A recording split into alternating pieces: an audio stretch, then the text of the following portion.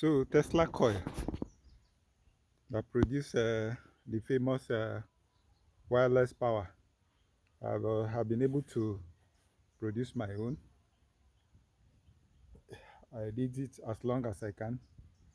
And the top, I use a plastic bulb. It's dead, so I just wrap foil, aluminum foil around it, and the foil is a conductor. So I have my primary coil here for the Tesla, and the primary coil, you can see the two outputs. One of the outputs is going through the capacitor, capacitor bank, and then the other is coming directly to the spark gap. The spark gap is the wooden container there. Let me go close so you see. I constructed it myself. It's so made spark gap. So the supply comes through this transformer, the high voltage transformer from a microwave oven, and I'm going to be using this generator. So the generator is powered by a laptop charger that supplies 19 volts through this BLD 6-speed controller. It's supposed to be 12 volts, but I can go as far as 20 volts, no problem. If you exceed 20 volts, then you'll be on your own. So that's it. The capacitor bank, about 20,000 volts capacitor here.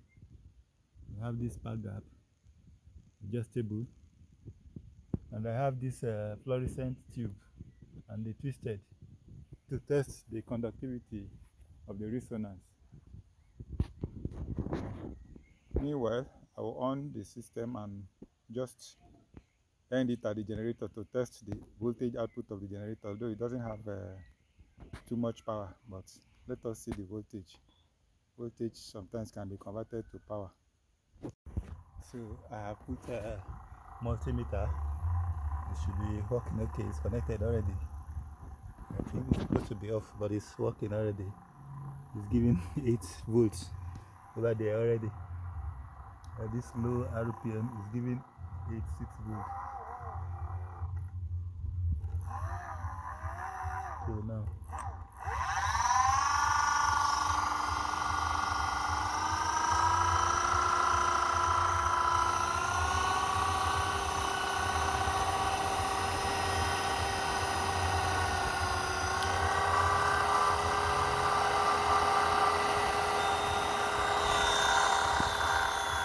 that one is 63 volts. That one is 66. That one is 74.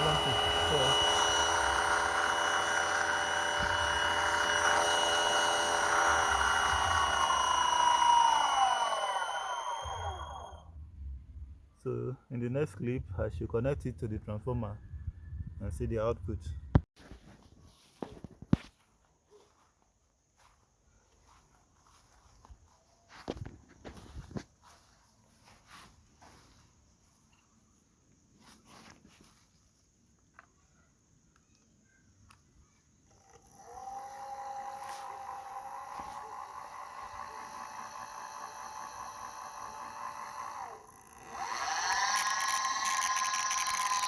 So I've on it.